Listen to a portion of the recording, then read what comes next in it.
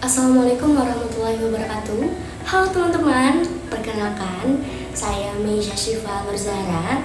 Di video ini saya mau bahas tentang desain pembelajaran musik yang saya analisis dari salah satu pembelajaran di SMP, khususnya pada materi lagu daerah Ampar-Ampar Pisang oleh Siti Rizanovianti pada pembelajaran kelas 8 di SMP 4 Amuntai.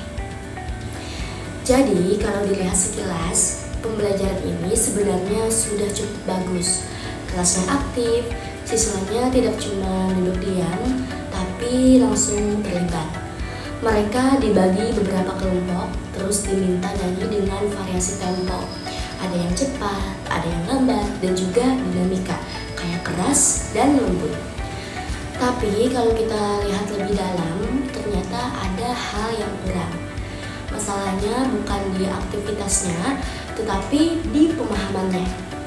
Siswa memang nyanyi dengan berbagai variasi, tapi mereka sebenarnya belum tentu paham kenapa sih tempo dan dinamika itu penting. Mereka cuma mengikuti instruksi, belum sampai ke tahap ngerti makna musikalnya. Terus ada juga bagian tentang gaya lagu daerah. Harusnya ini bisa jadi poin penting karena berkaitan sama budaya. Tapi di pembelajaran ini gaya itu lebih kelihatan kayak variasi teknis aja, belum benar-benar dipahami sebagai ekspresi musikal. Nah, dari situ saya coba analisis lebih lanjut. Kalau model pembelajaran kayak gini dipakai terus-menerus, kemungkinan ada beberapa kemampuan siswa yang tidak berkembang secara maksimal. Contohnya, pemahaman musik mereka bisa jadi lebih dangkal karena cuma sekedar melakukan. Terus ekspresi mereka juga kurang karena tidak benar-benar menghayati lagu. Dan satu lagi, mereka juga belum belajar soal harmoni atau pembagian suara karena masih nyanyi bareng satu suara atau yang biasa disebut dengan unisono.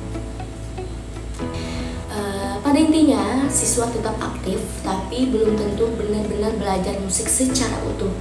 Nah, dari masalah ini, saya coba bikin desain pembelajaran yang lebih diperbaiki. Di desain ini fokusnya pada pengalaman langsung, keaktifan siswa, dan kerja kelompok. Di awal, siswa diajak dengerin dua versi lagu. Yang pertama lagu tradisional, lagu pencipta aslinya, dan yang kedua itu versi band atau yang modern. Tujuannya biar mereka mulai mikir, bedanya apa ya? Kemudian ke pemanasan vokal supaya mereka siap sebelum praktik. Nah, masuk ke bagian inti. Siswa dibagi beberapa kelompok dan dikasih tugas eksplorasi.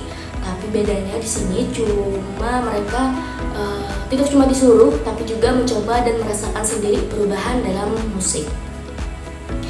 Terus ada bagian yang seru namanya style battle.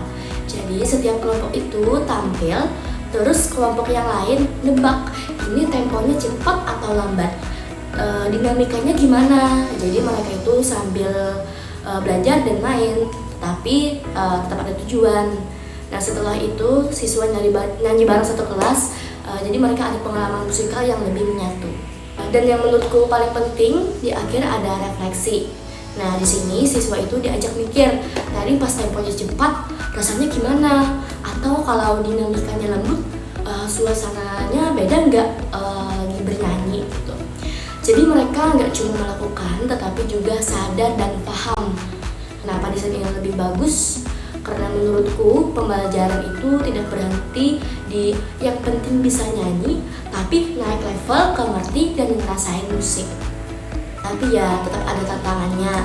Misalnya kelas bisa jadi rame banget pas kerja kelompok atau pas lagi main game, terus juga nggak semua siswa pede buat nyanyi.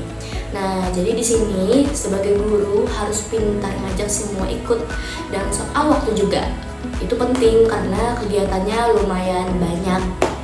Jadi desain ini bagus, tapi tetap butuh guru yang bisa ngatur kelas dengan baik. Kesimpulannya, pembelajaran musik itu tidak cukup cuma aktif. Yang penting itu bagaimana siswa bisa memahami, merasakan, dan mengalami musik secara langsung. Mungkin itu saja penjelasan dari saya. Salah dan hilaf mohon dimaafkan. Terima kasih. Wassalamualaikum warahmatullahi wabarakatuh.